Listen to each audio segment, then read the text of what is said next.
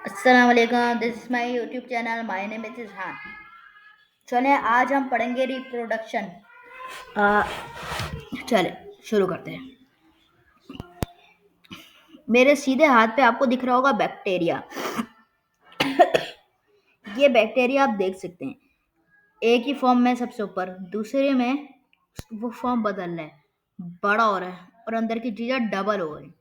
तीसरे फॉर्म में बीच में से पिंच होता है, चौथे में और ज़्यादा हो जाता है और पांचवे में अलग हो जाता है।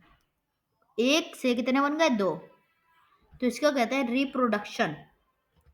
जैसे आप देखते हैं, हम मुर्गियां हैं, मुर्गियां हैं, चूजे आपने देखे होंगे, अंडे से निकलता है, जब वो बड़ा होता है तो अपने पेरेंट्स जैसा दिखता है, आपने तो देखा ही होगा। इसी तरह से ही कैट्स का होता है।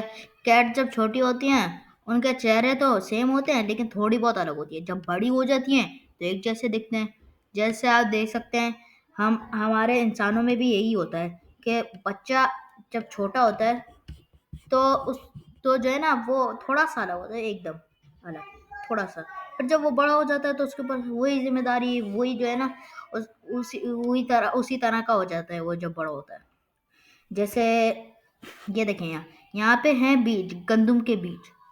अब ये देखें, गंदुम के बीज बाहर पड़े रहेंगे, ये नहीं पड़ेंगे। गंदुम के बीज हमें उसको अंदर डालना होगा, मट्टी में।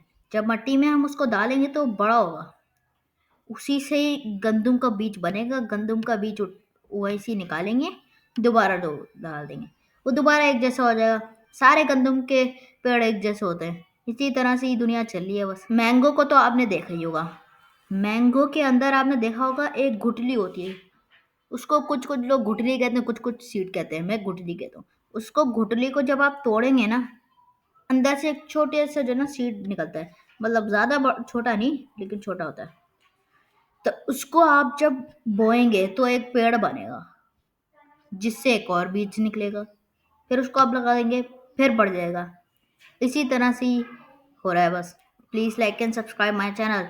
ओके, अल्लाह हाफिज़।